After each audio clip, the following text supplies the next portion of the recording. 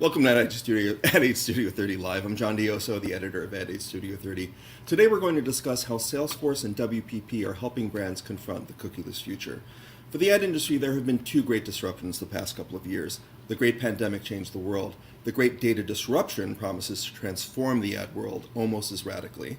As the industry deals with third-party cookie deprecation, identifier changes to iOS, and continuing privacy legislation, who better to explain this transformation and point the way forward than Salesforce, the number one CRM platform, and WPP, the world's largest marketing communications company and one of the leading CRM service providers?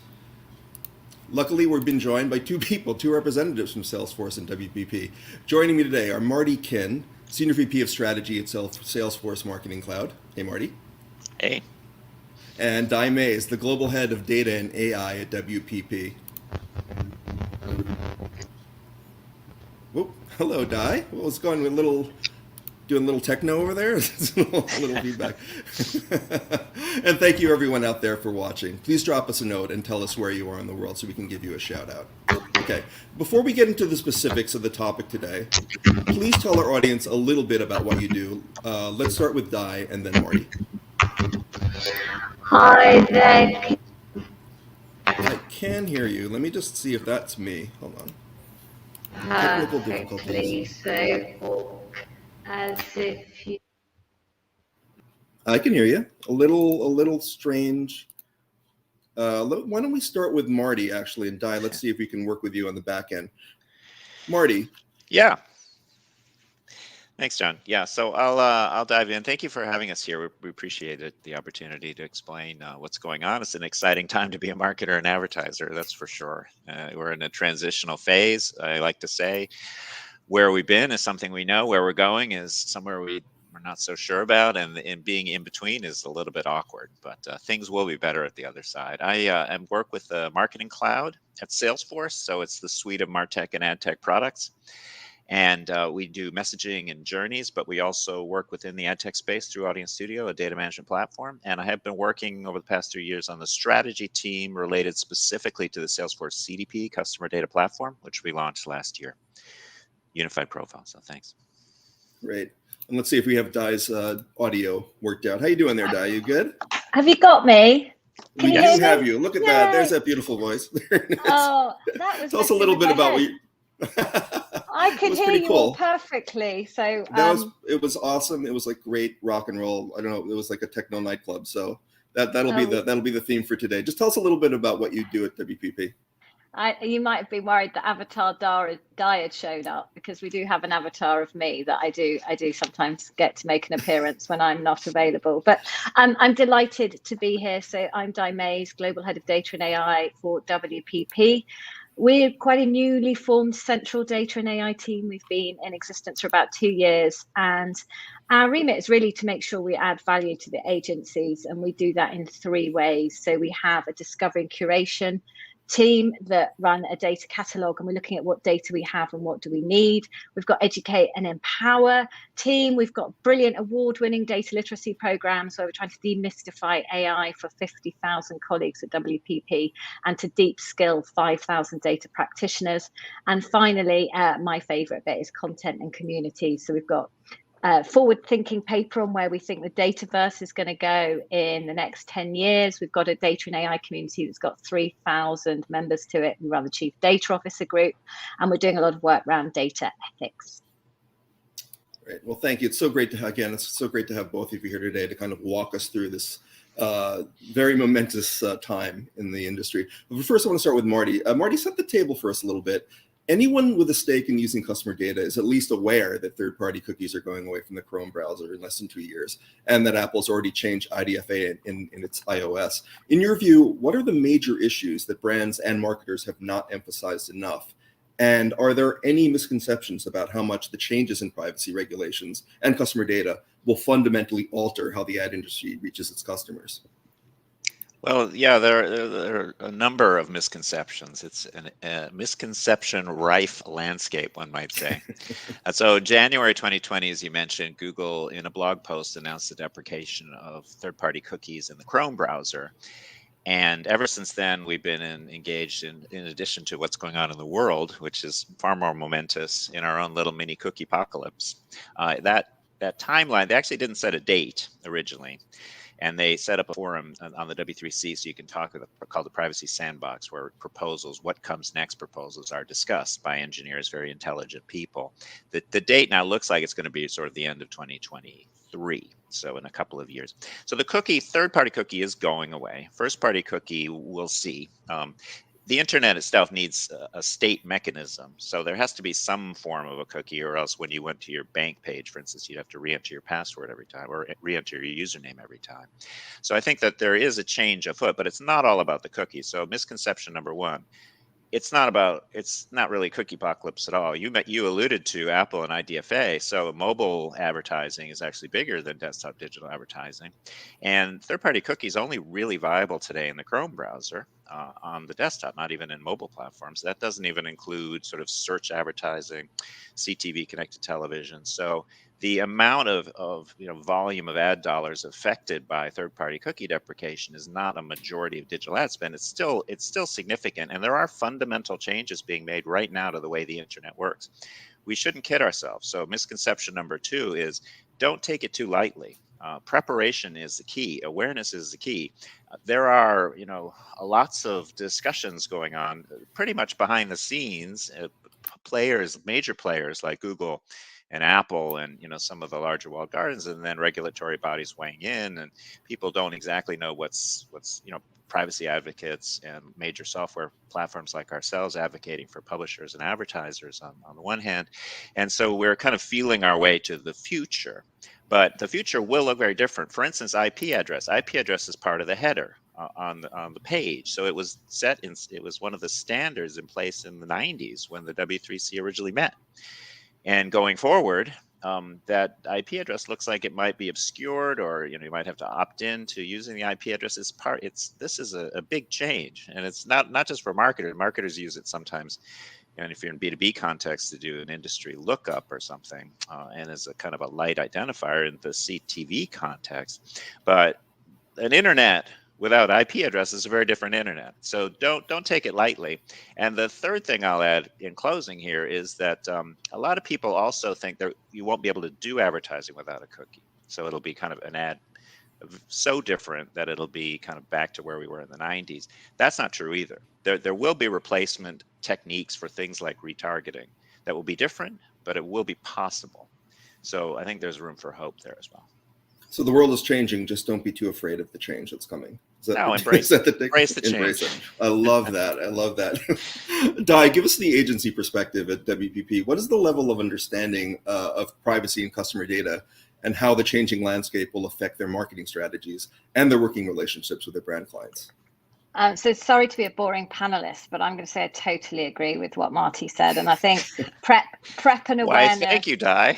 I know, I shouldn't apologize for agreeing with you, but if people were looking for fisticuffs, prep and awareness are the way forward. And we've got loads of projects going on at WPP on how we help clients navigate through this. But one of the key things we say is not looking for workarounds. And again, as Marty said, it's the way forward. And I totally celebrate and embrace a more open and transparent relationship between consumers and the brands. And we have a data philosophy at WPP rather than a data strategy. It's not a roadmap. It's an attitude that drives behavior that everybody at WPP, all 100,000 of us, can be part of. And it's about data is used ethically and with purpose, and clients own the best data. And we all long for a world where consumers freely will give their data to a brand because they know what it's being used for. They don't feel tricked or bamboozled by complicated T's and C's. And actually, if you're loyal to a brand, I think often consumers want them to know that they're loyal and reward them and thank them and acknowledge that and build that trusted experience. So we've got many projects and pathways around cohort based, and I'd love to see the role of creativity coming back as king. I think let's give other ways to build a meaningful relationship with consumers a bigger stage than cookies.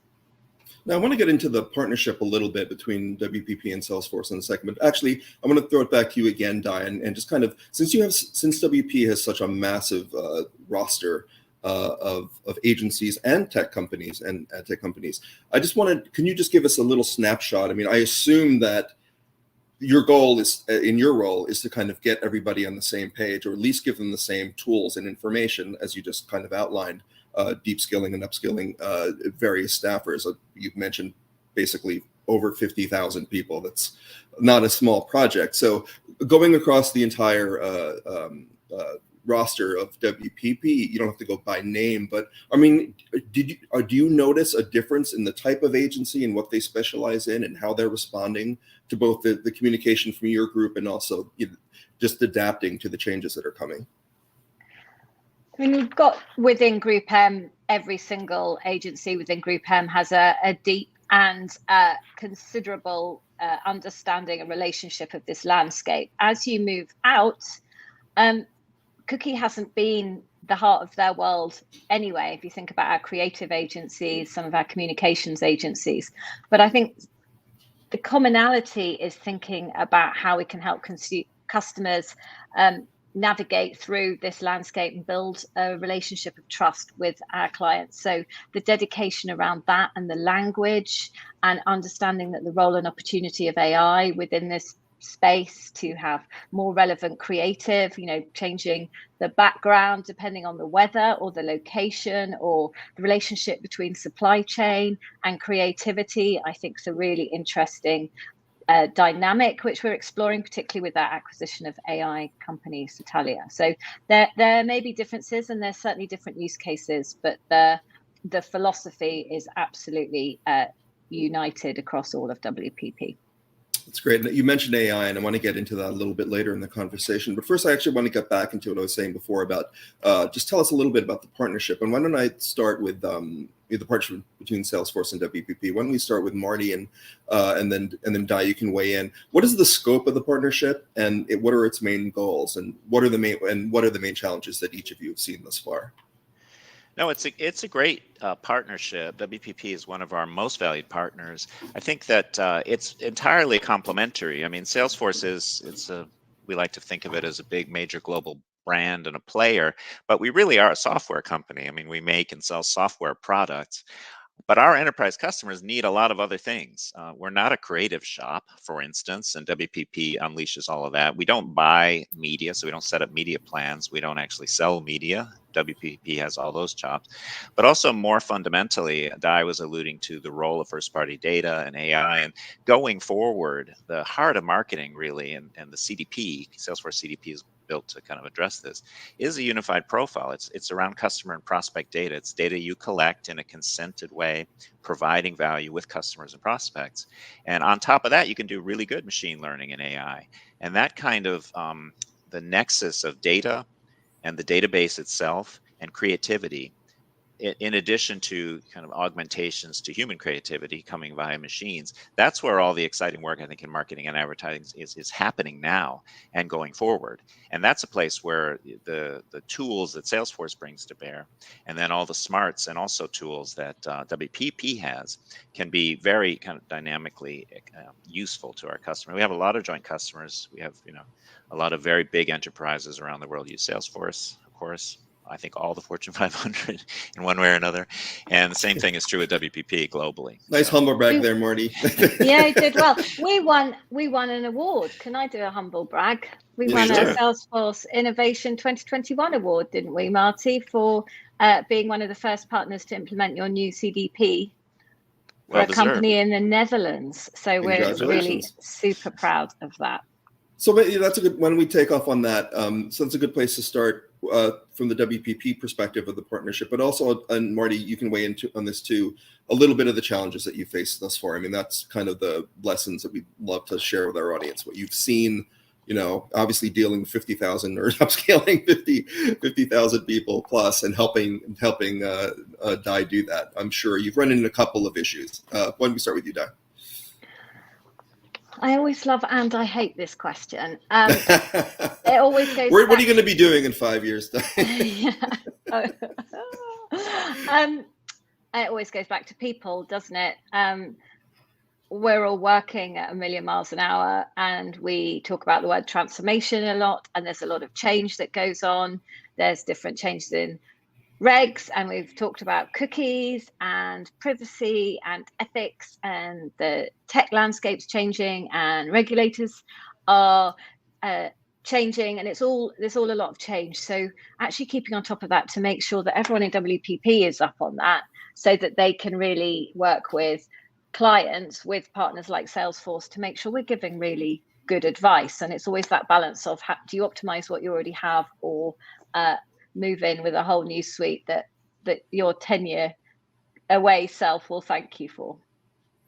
What about you, Marty? Is there anything that you could share, some of the challenges that you faced at Salesforce in helping maybe WP deal with? Well, yeah, we all face challenges in life, John. I think in general, sometimes it's audio. You know? Yeah, techno guy. It's how we handle them that really challenges us.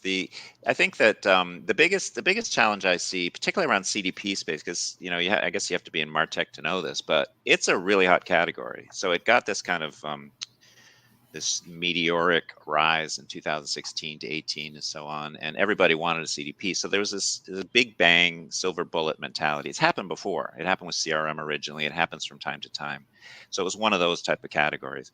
So the big challenge that I have is with clients, the big customers of ours, when they say, all right, we'll implement a CDP and all our problems will be solved. So we won't have to worry about creative. We won't have to worry about data collection. We won't have to worry about, having data scientists on our team. The CDP it doesn't, as we all know, work that way. That's not how it works. So there's a lot that needs to be lined up ahead of time, including a lot of strategic thinking and identification of data, and also the roadmap for first-party data collection and things like that, and how you can execute media.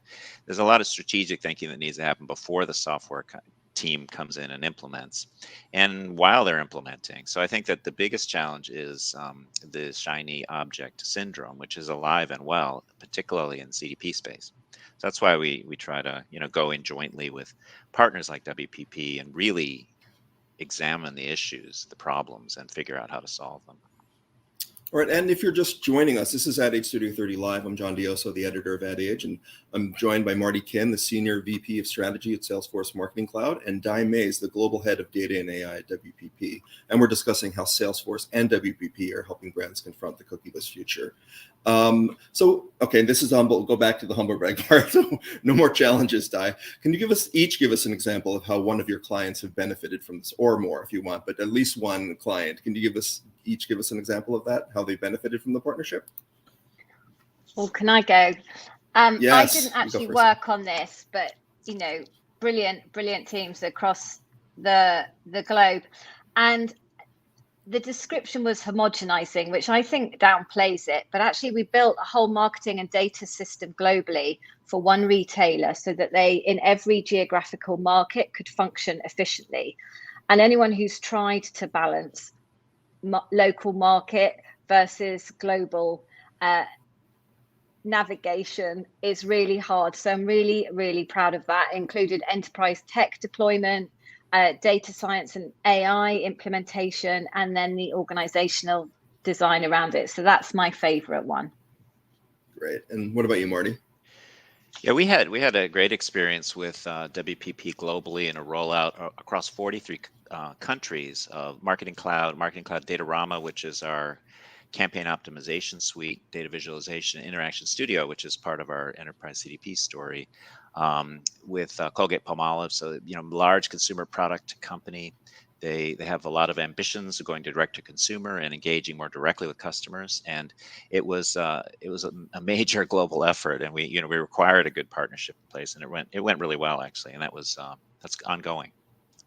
And that's really illustrative of where the industry and marketing in general is going. There's going to be a lot more of that direct relationship with customers, right? That's kind of what the tech is doing. I mean, it's taken away the whole third party, all that, but there was always a sense of remove with that. The first party, leaning into the first party data, is really about that one-on-one relationship with the customers, right? It is. It's also a challenge, because think about a consumer product category. If you historically, consumer product companies haven't had a lot of first-party data. They might have tried to do a loyalty program in the past, but people don't have very deep relationships often with a lot of these commodity categories. If you're selling paper towels, for instance, and you want to spin up a first-party data strategy and get 100 and 200 million profiles and so on, it is a significant challenge. You have to be very creative. You have to create value that's not obvious. And we as consumers have limited attention and limited patience for providing, getting involved with different brands. So I think that it's not that it's impossible. In fact, a lot of consumer product companies have been successful in their experimentation, but we're in a time right now where people are trying different ways to have value, whether it's entertainment, whether it's plain old loyalty and discounts, whether it's providing utility through an app the way Nike does with fitness and so on. So there's a lot of roads to the rainbow, but right now there's a lot of experimentation going on. I'll put it that way. You see, I snuck another challenge out of you there, Marty. Yeah. Well, one of the buzzwords that continually pops up when discussing privacy and customer data in advertising is transformation. And one of the transformative ideas that advocates hope will result from the death of cookies is a free and open web, as opposed to one increasingly dominated by the walled gardens. So, Marty, walk us through the scenario of an open web versus one that isn't, and what are the real world implications on the industry? Well, we have both today. We have so-called gardens. They don't like that term, but it's used. So it's sort of a proprietary ecosystem where you log in and you authenticate essentially. We all know what those are: social networks, but also large retailers. And these are not closed exactly, but you do log into them, and they have a data collection mechanism that's really good. And a retailer in particular, if they can do advertising, I'm talking about, end to end, like Alibaba or Amazon, they do advertising on the one end and close the sale on the other end. They could give a marketer pretty much all they need, exposure on one side and outcomes on the other. So that's a pretty tough bar to get over if you're on the open web, where you don't have a closed loop and you don't necessarily know if somebody makes a purchase as a result of seeing your ad. So I think on the open web, which is where a lot of the publishers are, the really good content that we want, particularly in the news space, news and content, to keep those alive and thriving, they have to come up with solutions like UID. There's different identifiers, there are different partnerships that they're exploring, but it is an open question now. What the rate, the open web will always exist, but the question is, how much of the total ad budget will they get? Will they be able to retain it? I'm hopeful that they will be able to, because many of the larger publishers who provide very valuable content can form a sort of a mini garden, if you will. They're signing up subscribers and putting up paywalls, and if they have scale, that can work. The question is for the long tail, the blogs, the kind of mom and pop blogs out there, how are they going to make money off of advertising? And the jury is still out there. And let's throw it to Di. Another transformative idea is how AI, as we mentioned before, can help revolutionize not just the ad industry, not just advertising, but also the way that it handles data. But like the privacy issues with the data, there are similar ethics concerns about AI. So Di, what are the possibilities of AI in this space? And again, maybe what are the misconceptions about it?